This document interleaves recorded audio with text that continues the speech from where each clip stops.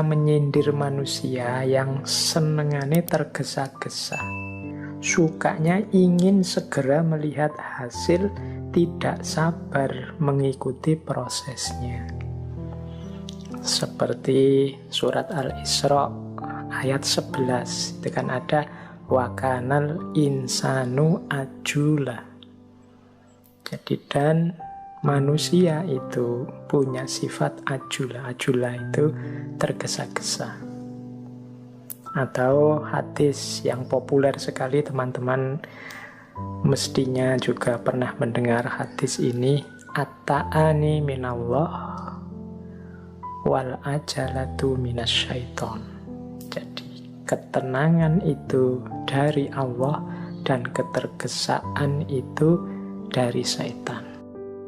Jadi kalau ada orang terburu-buru, ingin segera tugasnya beres, ingin segera tanggung jawabnya selesai, itu namanya al-ajalah. Katanya Rasulullah itu sumbernya dari setan. Nah, kalau teman-teman sadar, waduh ini aku kok kemerungsung gini ya, kok kesusu tergesa-gesa gini ya, jangan-jangan dari setan. Ayo direm sedikit, biar setannya pergi. Tenang saja, hadapi persoalan, wujudkan cita-cita dengan mantap dan tenang. Makanya puncaknya kondisi jiwa atau state of soul itu sering disebut mutmainnah. Mutmainnah itu tenang, satu akar kata dengan ta'ani tadi. Jadi ketenangan. Jadi jiwa yang tenang ini nyambungnya dengan Allah. Tapi jiwa yang kesusu, terburu-buru dalam hal apapun, ini sumbernya dari syaitan. Jadi teman-teman melakukan tugas apapun, tugas agama, tugas budaya, tugas sosial, tugas keluarga, tugas individu, lakukan itu dengan tenang. Jangan kesusu, jangan terburu-buru. Segala sesuatu ada prosesnya, ada waktunya. Jadi agama memerintahkan kita untuk coba tenang. Jadi remnya itu sebenarnya kita sambungkan dengan Allah. Jangan lupa juga ketergesaan itu membuat kita kehilangan makna dan juga dangkal.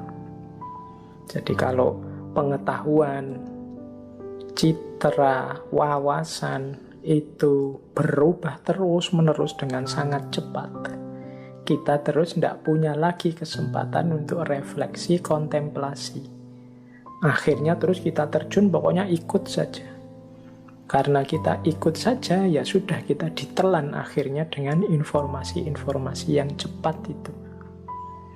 Hasilnya terus pengetahuan, wawasan yang kita miliki jadinya dangkal, hampa.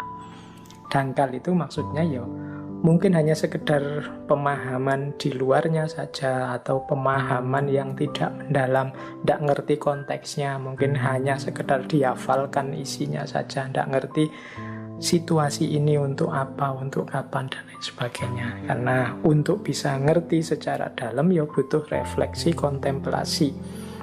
Ini yang hilang. Padahal ini kan kalau agama sering saya sebut selalu menyuruh kita muhasabah, introspeksi. Yang tadi pengetahuan masuk ke dalam diri saya ini relevan tidak untuk meningkatkan kualitas hidupku. Kalau tidak relevan ya sebaiknya tidak. Jadi jangan khawatir ketinggalan informasi. Tapi pertama-tama coba refleksi, informasi seperti ini itu loh, aku butuh apa enggak sih? Kalau aku butuh, memerlukannya, apa butuh segera? Atau harusnya aku ikuti pelan-pelan dari dasar, dari pengantar, kemudian baru lanjutannya? Atau cukup aku ngerti, aku jalankan saja? Ini perlu refleksi-refleksi. Tidak sekedar hanya diikuti begitu saja. Nah ini pentingnya.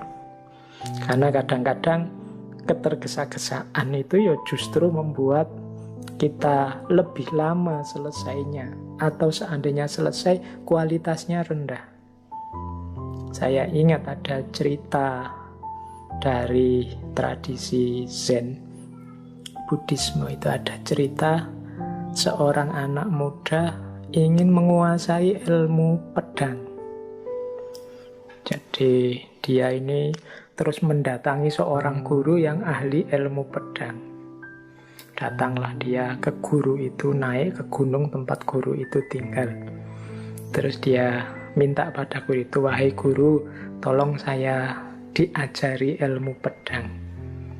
Terus gurunya mengangguk, ya sudah, silahkan, mari kita belajar ilmu pedang. Terus anak muda ini tanya, kalau saya belajar dengan tekun, serius, pokoknya mengambil waktu sampai lembur, kira-kira berapa lama saya bisa menguasai ilmu pedang? Gurunya menjawab, ya sekitar 10 tahun lah.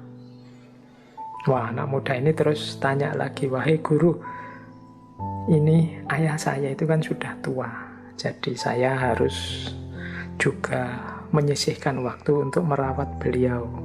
Kasihan kalau saya tinggal lama-lama sampai 10 tahun. Pokoknya saya janji lebih giat lagi berlatih. Lemburnya saya tambah wis.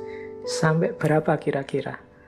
Gurunya terus jawab, wah kalau begitu ya engkau butuh waktu 20 tahun. Wah, tambah kaget ini. Loh kok tambah lama? Katanya muridnya, guru kok malah sekarang 20 tahun? Tadi 10 tahun. Kalau gitu gini deh, saya melakukan apa saja wis. Mungkin tidak tidur, mungkin tidak makan. Pokoknya biar saya bisa segera menguasai ilmu pedang ini. Kira-kira berapa lama waktu yang saya perlukan? Gurunya terus ketawa, terus bilang, yo kalau memang seperti itu, yo engkau akan memerlukan waktu 30 tahun. Tambah lama lagi. Jadi ini mungkin ilustrasi ya, semakin tergesa-gesa, semakin ambisius, berarti semakin tidak tenang. Kalau semakin tidak tenang, semakin susah menginternalisasi ilmu. Jadi ini ilustrasi buat teman-teman, atau ya kalau dalam tradisi Islam bolehlah misalnya kisahnya dari Imam Hasan Al-Basri. Jadi satu ketika Imam Hasan Al-Basri ini cerita.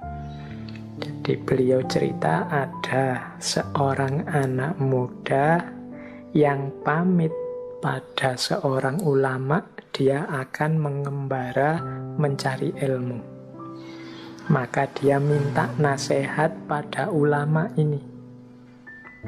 Nah, ulama ini menasihati anak muda yang akan mengembara mencari ilmu ini, wahai anakku, ittaqillaha wasbir wala tastajil. Wahai anakku, kuncinya nanti engkau mencari ilmu, bertakwalah kepada Allah, sabarlah, dan jangan terburu-buru. Nah ini, dan ini nanti yang jadi sangunya, jadi bekalnya anak ini untuk belajar.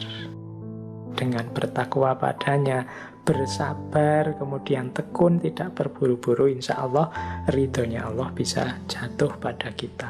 Nah ini wawasan-wawasan yang menurut saya penting untuk kita membuat rem dalam hidup kita, biar kecepatan hidup yang mempreser kita dari kiri kanan hari ini bisa kita kendalikan. Bukan berarti terus kita jadi males-malesan, apalagi terus tidak mau melakukan apa-apa, tapi lakukan segalanya efektif, oke, tapi jangan ceroboh, jangan sembrono, tetap hati-hati.